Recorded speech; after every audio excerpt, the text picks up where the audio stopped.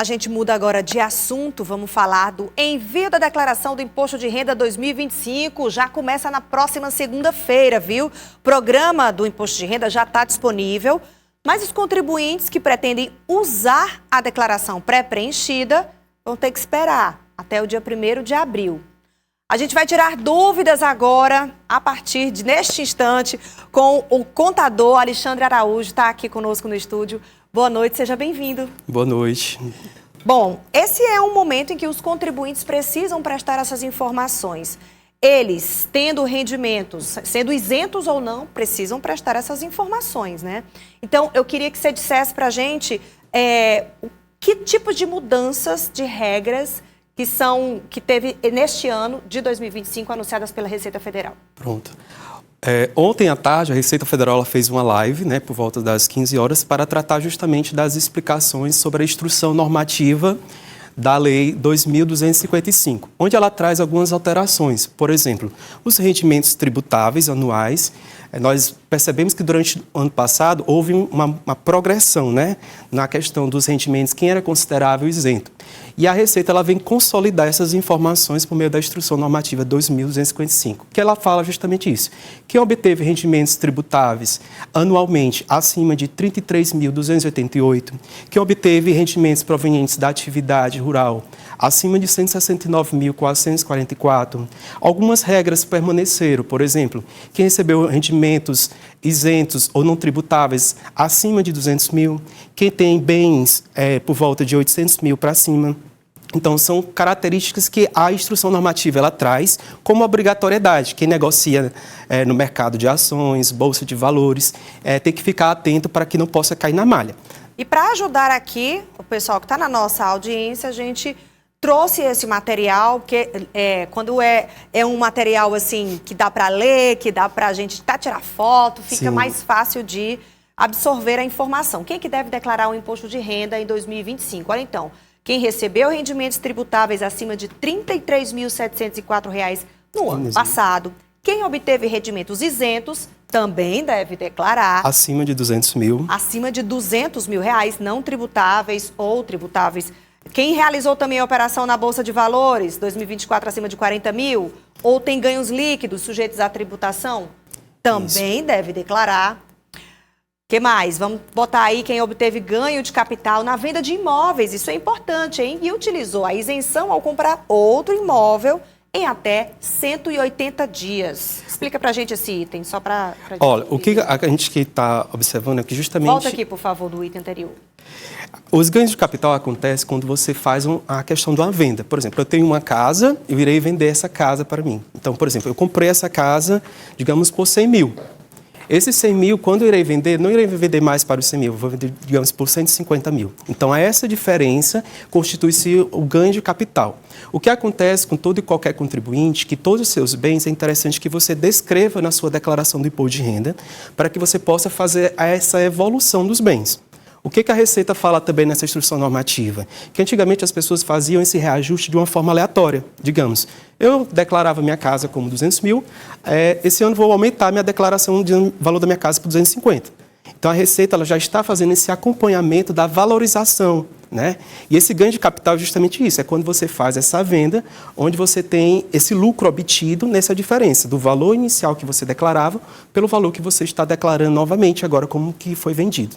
Próximo item, então, quem deve declarar o imposto de renda em 2025, vamos lá, quem teve receita bruta superior a R$ 153.199,50 em atividade rural. Sim. Você falou aqui no começo, Justamente. Quem possuía até 31 de dezembro de 2024 bens ou direitos acima de R$ 800 mil. Quando nós falamos de bens e direitos, é justamente aquilo que são os bens. Por exemplo, uma casa, são os valores que você tem, por exemplo, em conta, ações. Então, tudo aquilo constitui o que nós chamamos de bens. E é muito interessante você frisar que as nossas contas hoje, as informações a Receita possui. Então, eu não posso negligenciar ao ponto de chegar e dizer assim, não irei declarar aquele valor que eu tenho em um banco digital. Porque existem informações cruzadas dos bancos, das operadoras financeiras. E a declaração pré-preenchida, ela é justamente isso, ela traz as informações que a Receita tem sobre você. E a gente vai já trazer mais informações sobre essa declaração pré-preenchida, tá? Restituição, então, falando sobre quem pode receber primeiro. Geralmente, quanto mais cedo se declarar, mais cedo você recebe primeiros lotes. Restituição. Mas os primeiríssimos lotes, eles têm reservas para públicos prioritários, como os idosos acima de 80 anos. Os idosos entre 60 e 79 anos, aí vai subindo, né? Com o passar do tempo, vão...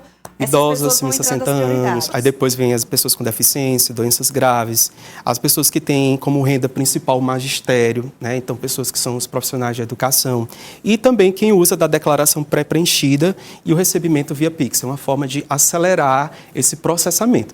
O que a gente percebe é que coisas que a Receita tem avançado nos seus sistemas, que quando a pessoa fazia uma declaração que ela tinha inconsistências, ela caía na malha, geralmente você declarava no primeiro semestre, aquela informação só ficava disponível para você por volta do segundo semestre.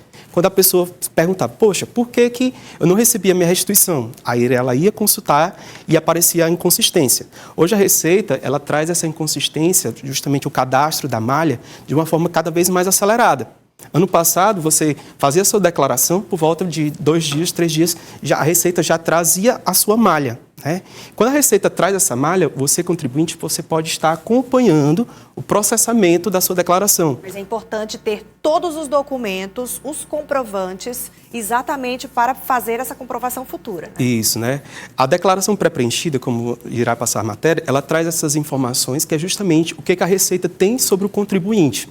Por exemplo, o banco ele faz uma informação chamada E-financeira. As empresas de hospitais, saúde, faz a DMED. Então, as empresas, durante o primeiro e o segundo mês, janeiro e fevereiro, informam essas declarações à Receita Federal, que ela já traz as informações para você e você vai apenas conferir. Uma novidade esse ano é que quando você importa essa declaração pré-preenchida por meio da conta Gov nível ouro, nível prata, você tem que ticar, você tem que confirmar, que antigamente não tinha essa opção, se realmente você tem aquele documento, se você está conferindo. Muitas pessoas, anos anteriores, faziam só isso, importava a declaração e já importava para a Receita Federal e já guardava o recibo. Mas hoje a Receita ela quer que você confira também aquelas informações. Países mais desenvolvidos, por exemplo, os Estados Unidos, eles já fazem esse programa de uma forma automática, né? Quando você vai fazer, por exemplo, nos Estados Unidos, na Europa, você vai fazer o seu imposto de renda, você só faz isso. Por meio do aplicativo, você vai somente confirmando todas aquelas informações. E o Brasil se caminha para esse nível de transparência e agilidade. Agora, eu vou tirar uma dúvida em relação à declaração pré-preenchida. Como ela só vai ser disponibilizada no dia 1º de abril, então, essas pessoas que estão optando por essa declaração, elas também correm o risco de receber restituição se tiverem direito, só depois, muito posteriormente? Mas vai atrasar, então, para elas? Foi uma notícia assim, que pegou todos os contadores, todos os profissionais de surpresa, porque ano passado, quando foi lançado o prazo, já foi lançado com a possibilidade da declaração pré-preenchida de importação. Nesse ano, a Receita ela falou, por causa de problemas internos, essa modalidade estará disponível somente a partir do dia 1º de abril. O que é interessante a gente fazer? Se você tem dificuldades de informações ou você tem dúvidas, é interessante você esperar para fazer a importação da declaração pré-preenchida como uma forma de minimizar os erros. Como eu falei, é uma forma que a Receita ela já tem informações sobre vocês. Claro que se a declaração pré-preenchida traz informações e você não tem essas informações, ou você procura, por exemplo, um profissional que deixou de lhe dar um recibo ou uma nota fiscal, ou você realmente tem que tirar aquela despesa que está lançada para que você possa, assim, integrar a declaração de uma forma que você tenha os documentos que comprovem a veracidade daquela informação. E para a gente não perder aqui as datas, estamos colocando aqui o cronograma. Hoje, então, começou a liberação do programa gerador da declaração para o preenchimento. No dia 17, já começam as transmissões pelo programa gerador. Então, os contadores, os profissionais que já tiverem com esse material, já vão poder ser liberados para isso. E no dia 1º de abril é a liberação do programa online de preenchimento e entrega, que é o o programa online. Programa online, na verdade, né? Isso. Pelo dispositivo e pelo aplicativo Meu Imposto de Renda. Aí também, no dia 1º, tem a liberação da declaração pré-preenchida. Isso. Então, é bom seguir todas essas datas assim corretamente, porque também tem outra informação. A declaração não vai até o dia 31 de maio.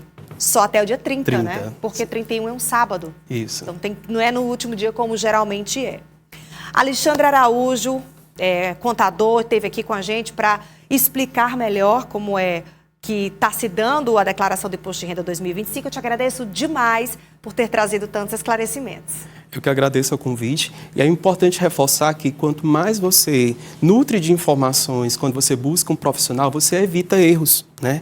De justamente cair na malha. E após enviar sua declaração, não esqueça de consultar o processamento, né? Por meio do aplicativo Meu Imposto de Renda, você consegue acompanhar como está a sua restituição, se existe alguma pendência, para que você possa depois fazer a retificadora.